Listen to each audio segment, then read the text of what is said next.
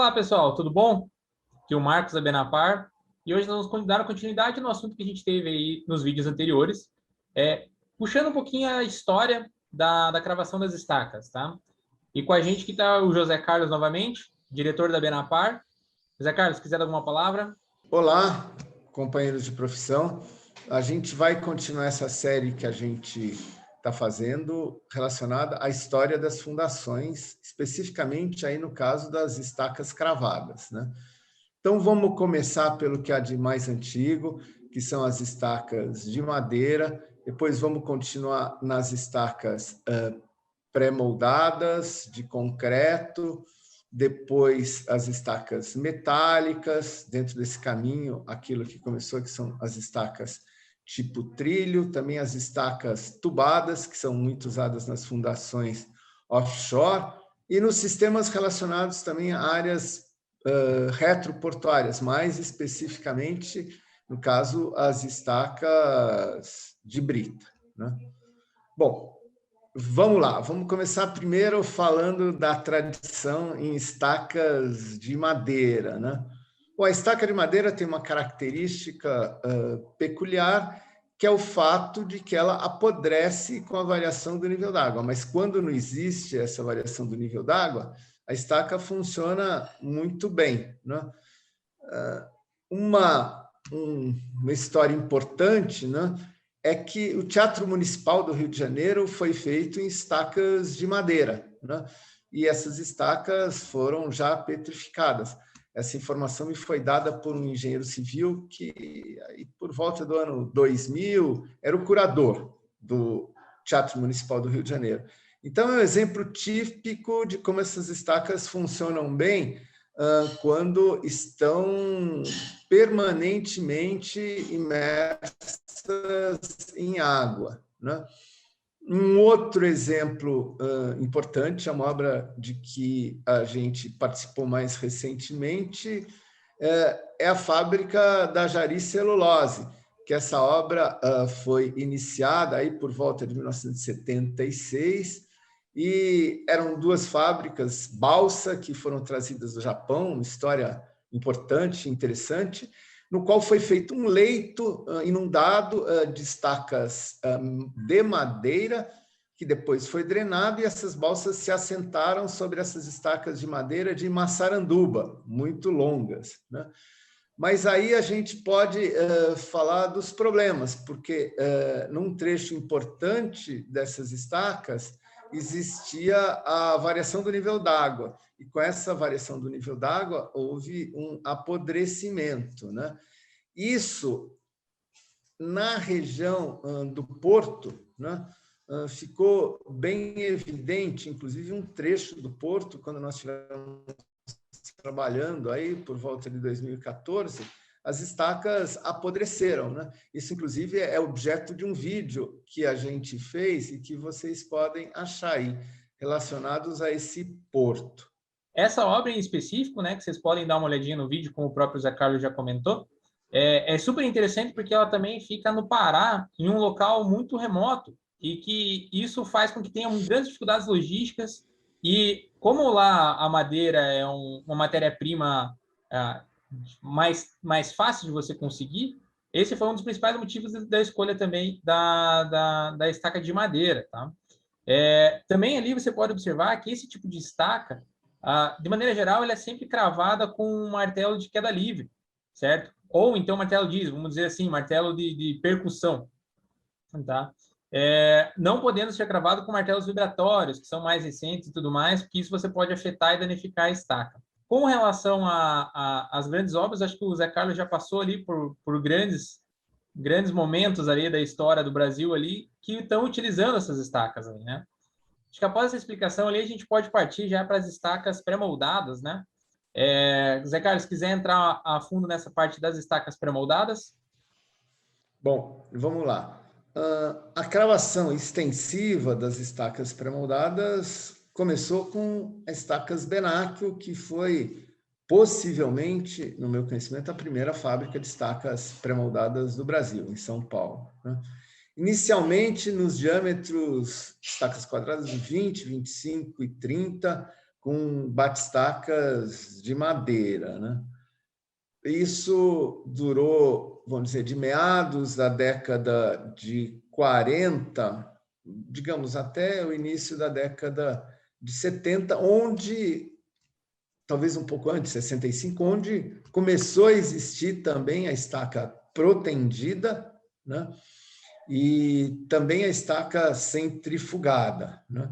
Isso possibilitou o aumento dos diâmetros das estacas, inicialmente até 40 centímetros e depois até 60 centímetros. Isso também necessitou uma mudança nos batistacas, porque os batistacas inicialmente chegavam a 2.500, 3.000 quilos, tipicamente, de martelo, né? Sempre de queda livre, né? E com essas estacas mais pesadas, de início, foi necessário já aumentar para martelos aí da ordem de 5.000 quilos, né? E à medida que os diâmetros foram aumentando, basicamente para 60, talvez 6 ou 7.000 quilos. Mas havia uma divisão bem evidente, né? Que esses diâmetros maiores, de maneira geral, serviam para estacas retroportuárias, fundações de pontes, né? Fundação de estruturas mais pesadas, né? E enquanto que as estacas típicas aí das estacas Benac, que eram 20, 25 e 30 centímetros de diâmetro, foram extensivamente utilizados nas obras urbanas, né? E inclusive do centro de São Paulo, né? Isso até vou contar uma história típica aí, né? Que meu pai teve com Péricles Brasiliense Fusco, né? Na hora que foi feita a primeira norma importante de estacas pré-moldadas, né? Até aquela altura, né? Já era uma época em que, enfim, já existia a Benapar, que foi de certa maneira, uma herdeira da Benac, né? E houve uma discussão relacionada à cobertura dessas estacas, né? Em que a tradição da Benac era ter uma cobertura de 1,5 centímetro, né? Nessa época foi aventado até coberturas, né, da estaca, né, da ordem de 4 centímetros, né? E aí, na Barão de Itapetininga, se não me engano, era a sede da Associação Brasileira de Cimento Portland, né? Ele teve uma reunião com o Péricles Fusco, no qual ele falou: olha, Adalberto, me dê um motivo para que você possa ter esse recobrimento menor, né? Aí ele falou: Péricles, venha na janela, lá na Barão de Itapetininga, né? Aí os dois olharam para o centro de São Paulo, né? Ele falou: esse é o argumento. O centro de São Paulo, em boa parte dele, foi feito com estacas pré-moldadas com recobrimento menor, né? E aí, efetivamente, não foi mantido aquele recobrimento inicial de 4 centímetros. Mas essa, enfim, foi uma fase importante das estacas de diâmetro até 30, né? Depois, também das estacas vibradas, o diâmetro foi aumentado para 40 na fabricação da Benac, e as estacas foram mudadas para circulares, num processo, enfim, que foi patenteado, mas que depois foi liberado, e já houve vários fabricantes que usaram esse processo, mas ainda com estacas vibradas, né? Isso a gente está falando até, vamos dizer, a década de... Já em 80, a gente está falando. Um negócio importante também nesse ponto são os sistemas de emenda, né?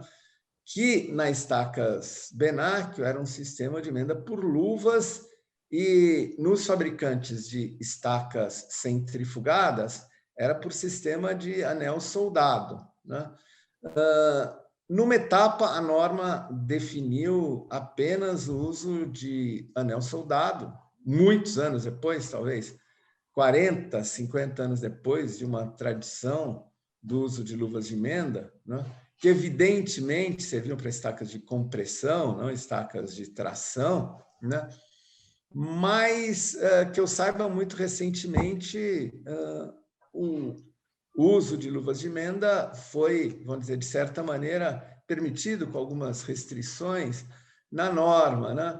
Mas esse é um assunto, né, que, de certa maneira, é polêmico, porque, embora a norma determine essa utilização, ou, durante muito tempo, em anel soldado, predominantemente no Brasil, né, mesmo depois dessa norma, continua a existência de luva de emenda, né? A luva de emenda não parou até hoje, né? Então, existem esses dois sistemas, né? Uma vantagem do anel de emenda justamente é a resistência à tração, né? Uma desvantagem é que esse sistema é muito artesanal, porque o soldador vai lá e faz a solda e não consegue uma qualidade tão grande na solda, né? Existem outros sistemas, né, de algum tipo de trava que são usados fora do Brasil, mas no Brasil, basicamente, são esses dois sistemas, né? Essa tradição continua existindo, né? Vamos dizer, um hall de fabricantes fabricando até diâmetros menores, normalmente 33, né? Mas hoje em dia mais relacionado com estacas quadradas, estrudadas, né? E as estacas de diâmetro maior que ainda continuam sendo utilizadas centrifugadas, né? Um ponto importante, aí a gente entra posteriormente nesse assunto, mas houve uma direção bastante clara das estacas pré-moldadas para os solos muito moles, para os solos orgânicos, né? Onde você, enfim, consegue aproveitar o atrito lateral e tem uma condição de segurança bastante grande. É importante também colocar que dentro dessas condições ali de estacas pré-moldadas, né, você tem alguns problemas na estaca pré-moldada, na verdade, não só na estaca pré-moldada, mas em várias, né? Mas, por exemplo, na estaca metálica são um pouquinho menores, que é a questão do, por exemplo, assim, o efeito Chebotaryov, que você tem, que como as estacas elas não conseguem resistir à força cisalhante, ela quebra de maneira relativamente fácil. Então, e quando você tem alguns critérios de solo para as estacas pré-moldadas ali, você também tem uma dificuldade bem grande aí para poder realizar projetos com esse tipo de estaca, né? Mas, de maneira geral, são em locais litorâneos, né, que você tem esse comprimento de uma argila mole muito longa, na ordem de 20 metros, aí, dependendo onde você estiver do litoral brasileiro. Mas é interessante. Uma outra característica também, que a gente vai falar também mais para frente, a questão dos martelos vibratórios. Mais uma vez, as estacas pré-moldadas de concreto, né? Elas não podem ser cravadas aí também por martelo vibratório. É uma tecnologia mais recente, esse martelo vibratório, mas é que acaba impossibilitando. Com relação aos anéis de emendas, eu também queria adicionar o que o Zé Carlos falou, que como você está dentro de uma obra para fazer essa solda, que você já, querendo ou não, você acaba perdendo um pouco de qualidade, não é uma solda industrial, vamos chamar assim, é uma solda de campo, e quando você está... E também, além disso, você também tem a perda de produtividade que o anel traz, que o tempo que você está soldando, querendo ou não, você não está cravando, né? Então, existe alguns problemas executivos nessa solda dos anéis, e de maneira geral, quanto maior o diâmetro, maior é o tempo de solda aí, né? Então, também tem mais esse critériozinho. O que na luva, quando é permitido o uso de luva, nos casos em que sim, somente compressão, não tem nada de tração e alguns detalhes a mais ali que a norma permite, a gente pode observar que as estacas de luva são muito mais ágeis de cravação, justamente porque não existe esse período de solda executivo, vamos chamar assim, né? Você posiciona só a luva, coloca o segundo elemento e continua a cravação, né?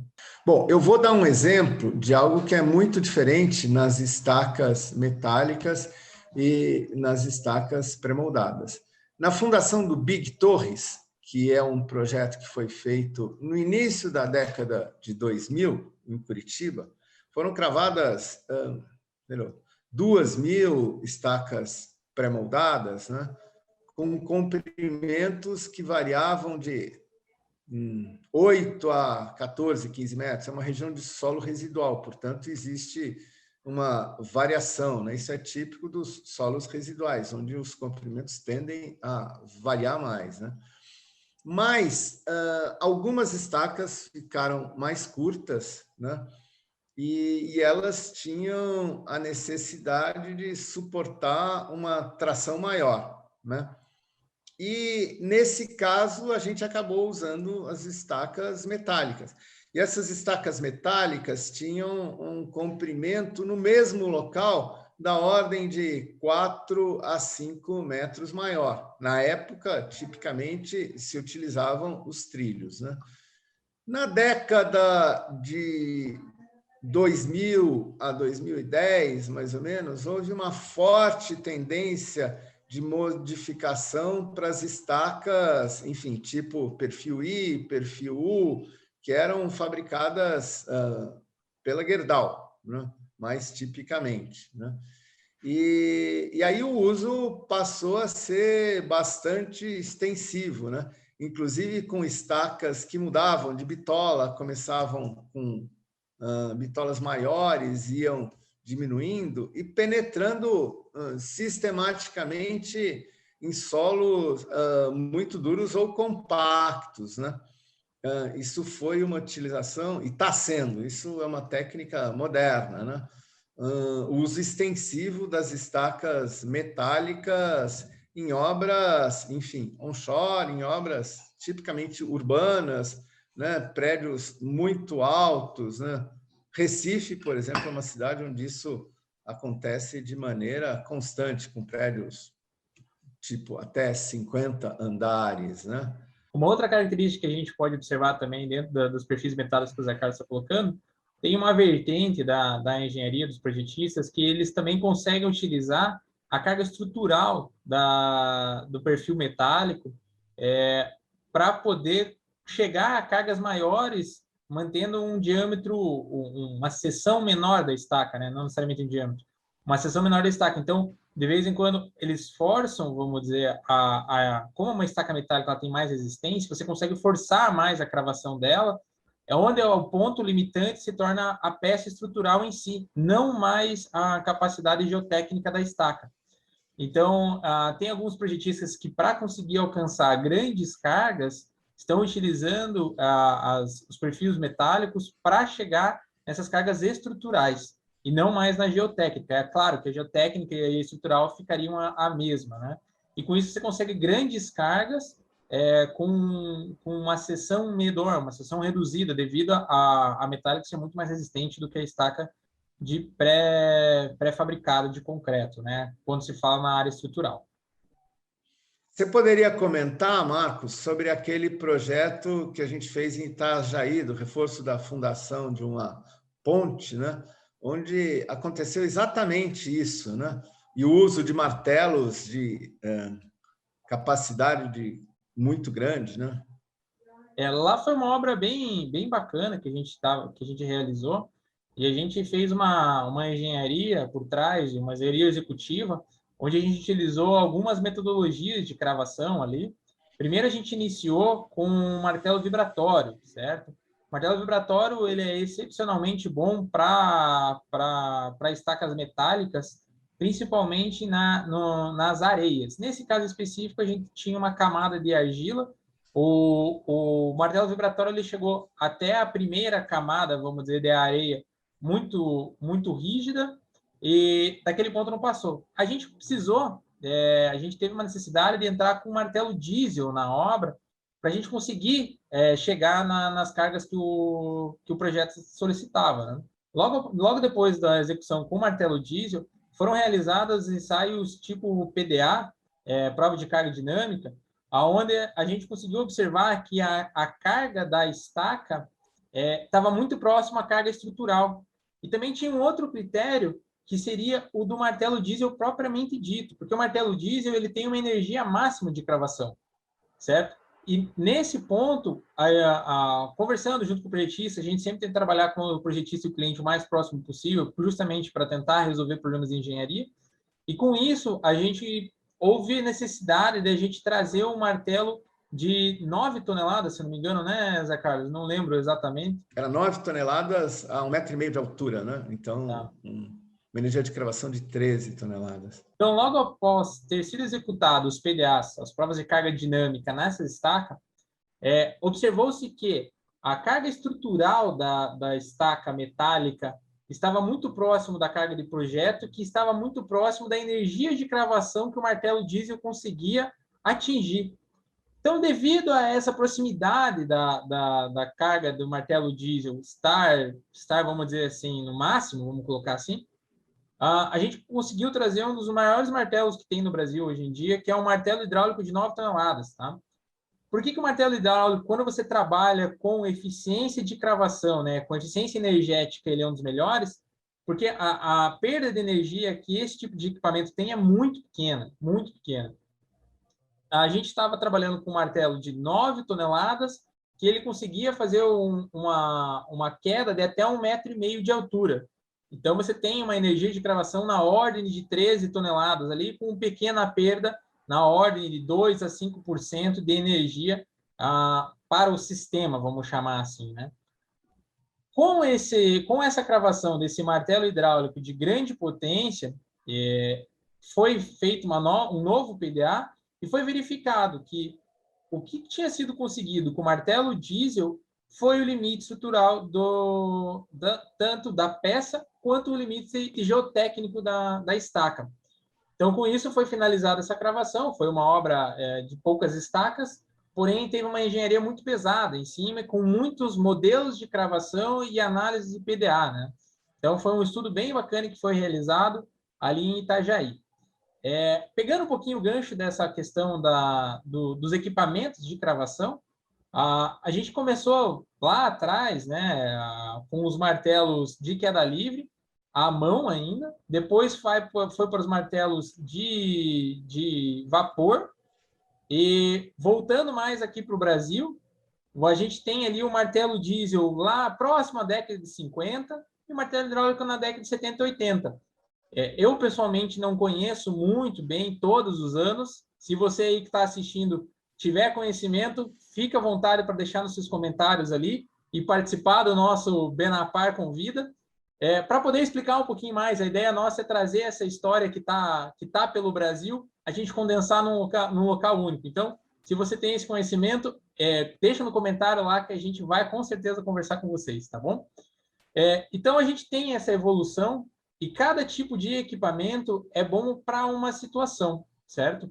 Então, quando, por exemplo, assim, eu já citei nas duas estacas anteriores ali, que o martelo vibratório, com a metodologia de cravação dele, por vibração, existe uma necessidade de uma frequência muito grande, ele pode danificar a estaca. Por isso que a estaca metálica é a única que se pode estar utilizando esse tipo de equipamento para cravação, porque ela consegue aguentar essa vibração, essa frequência muito alta que tem o martelo vibratório. Ele é indicado principalmente em regiões arenosas, porque dentro da metodologia de cravação através da vibração, quando você está fazendo a cravação com a frequência muito alta, você tende a afastar, tentar afastar o solo, o contato estaca-solo, você tenta fazer um pequeno afasto. E isso faz com que você tenha uma cravação mais fácil. Isso é melhor nas areias, porque as areias ela tem uma coesão mais baixa e faz com que ela não fique grudada na estaca. Os martelos vibratórios, eles são mais propensos ali em solos arenosos, certo? Quando você trabalha, por exemplo, em solos arenosos com cravação de estaca a percussão, por exemplo, você pode estar utilizando o jato da água para você tentar facilitar mais essa cravação.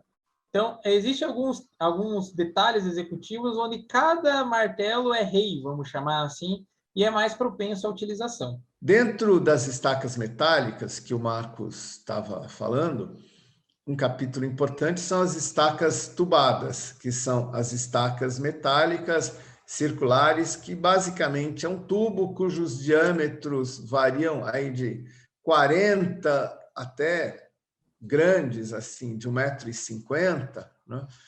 E elas são muito utilizadas em obras embarcadas, né? Você tem isso em obras marítimas, em obras fluviais, né? E aí, dentro dessa lógica da história, né? Qual é a lógica dessas estacas tubadas, né? Inicialmente, você pode pensar isso na Ponte Rio-Niterói, que foi no início da década de 70, onde, que eu saiba, é uma das primeiras obras importantes feitas com esses tubos, né? E lá houve o início, né, da utilização das chamadas VIRT, que é a possibilidade, dentro de uma estaca tubada, numa primeira fase, você cravar essa estaca, né? Na época, muito tipicamente com os martelos diesel, né? E quando você chega num solo muito compacto, né? E lá na Baía de Guanabara, a gente poderia falar em si dos solos residuais, né? Esse tipo de equipamento VIRT é encaixado no topo dessa estaca tubada e penetra um certo comprimento na rocha. Vamos dizer, basicamente para fazer um plug na rocha de 5, 6, 7, 10 metros, né? Então, há uma composição da cravação das estacas tubadas metálicas com essa inserção na rocha por esses equipamentos que são chamados dos equipamentos tipo VIRT. E essa técnica é utilizada até hoje, né? Em grande parte das obras onshore, né? Obras fluviais, como a gente fez na região dos alagados do Rio Xingu, nos alagados do Rio Amazonas, no Rio Jari, né? Como também em obras marítimas, né? Na Baixada Santista, na Baía de Guanabara, né? Houve muitas obras e ainda há muitas obras com essa técnica. Basicamente, o que mudou, né, foi o tipo de martelo, né? Inicialmente, ou existia a cravação até com martelos de queda livre, né? Quem começou isso de uma maneira extensa foi a Christiane Nielsen, né? Então, a cravação dessas estacas tubadas começou, né, com martelos de queda livre, depois foi para os martelos diesel, e, de fato, alguns martelos diesel bem grandes, né, os chamados D30, D40, né, que eram fabricados pela Delmag, uma empresa alemã, né?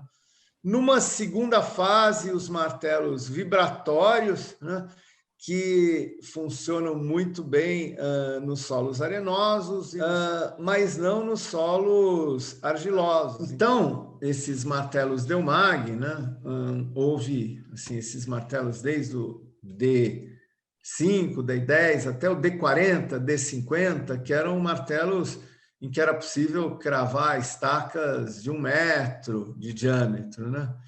Eu pensei assim em convidar algumas pessoas para participarem dessas nossas séries, né? Então, nesse caso de estacas tubadas, está convidado o Alberto Ramires, que era da Consic Portuária e atualmente da Construport, né? Bom, hoje em dia a tendência é a conjugação de martelos vibratórios com martelos hidráulicos, né? Aí você crava nos solos de argila, especialmente na argila mole, né, com os martelos hidráulicos, e quando você chega num solo compacto, arenoso, né, você aí passa a cravar com os martelos vibratórios, né? E, eventualmente, também, na hora de você dar uma nega, assim, simplesmente na nega, é possível você voltar para os martelos hidráulicos. Como, de maneira geral, essas obras, né, usam martelos pendulares em guindastes, essa troca de martelos é bastante fácil, né? Uma obra interessante feita em estacas tubadas foi uma obra que a gente fez nos alagados do Rio Xingu, no qual a gente fez uma linha de transmissão em que a gente cravou a fundação de 150 torres, por volta disso, né?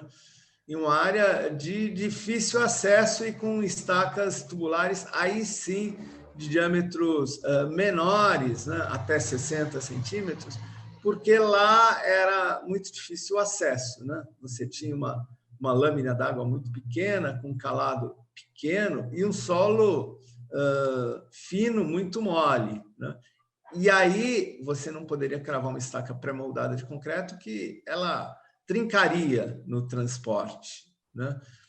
Então, foram essas estacas tubadas metálicas, que são usadas hoje em dia extensivamente, principalmente nas obras embarcadas, né? Bom, um tipo de estaca que a gente pode citar, ou eu te diria mais assim, a nível histórico, são as estacas Frank, né? Que começaram, quer dizer, isso é uma tradição muito carioca, e como eu sou paulistano, não consigo lembrar com precisão, mas digamos que na década de 40, a década de 50, talvez a década de 40, e grande parte das obras importantes do Rio de Janeiro, tipicamente, por exemplo, a expansão de Copacabana, Botafogo, a região central, foram feitas nas estacas tipo Frank, que são as estacas que têm um bulbo na sua ponta, e esse bulbo tem uma capacidade de carga muito boa nos solos arenosos compactos. Mas é uma estaca muito demorada para fazer e exige muita gente, né? Ela tem um processo bastante manual, né? Então, ela hoje em dia praticamente inexiste, né? A Benapar chegou a fazer estacas tipo Frank, né? Mas vamos dizer, a grande tradição vem da Frank, depois da Engefusa, que é uma empresa que sucedeu a Frank, mais no sentido de que ela, enfim, foi a primeira empresa brasileira a trabalhar com isso, né? Aí o Carlos Silva é uma grande pessoa que ainda está convidado aí para falar com a gente sobre esse assunto, e também a Estaca Brás, no Rio de Janeiro, do Léo Nunes, né? Mas ela foi abandonada, né? A Engefusa não existe mais. Bom, basicamente são esses os tipos mais importantes de estacas cravadas, né? Não, além desses daí, né, eu queria também colocar a questão das estacas prancha, que de maneira geral elas são vibradas, elas são cravação através de vibração, porém em alguns casos específicos, como a gente teve aqui no interior do Paraná, a gente pode utilizar martelos de cravação, né, de percussão para fazer a cravação dela, principalmente quando você tem um material muito rígido ou que você tem uma cravabilidade muito complicada, você pode estar utilizando sim esse tipo de equipamento para fazer cravação de estaca prancha. E também eu queria citar também, não é bem de cravação, e sim na hora de vibração, são as colunas de brita, né? É uma técnica que eu pessoalmente gosto muito, acho muito interessante essa técnica. Você pode utilizar ela de várias maneiras, a mesma técnica você pode utilizar de várias maneiras. Desde de fazer, acelerar a parte de drenagem do solo, assim como também uma questão estrutural, você pode utilizar ela na parte estrutural dentro da coluna de brita. Então, pessoalmente, é uma técnica que eu gosto bastante. Mas acho que isso vai acabar ficando para o próximo episódio ali. No próximo episódio, a gente quer conversar um pouquinho mais sobre as estacas Frank, um pouquinho mais sobre as estacas prancha aí também, as colunas de brita, as grandes obras que tiveram no Brasil dentro dessa linha de raciocínio. Agradeço a todos por terem assistido. Obrigado. Fica o convite a todos ali que tenham conhecimento sobre a história da fundação no Brasil, para deixar nos comentários aí para poder participar do quadro também. E muito obrigado, viu? Bom, eu penso vamos ver se é possível convidar algumas pessoas assim para conversarem sobre essa história, né? Por exemplo, o Nelson Aoki, o Arthur Quaresma, né?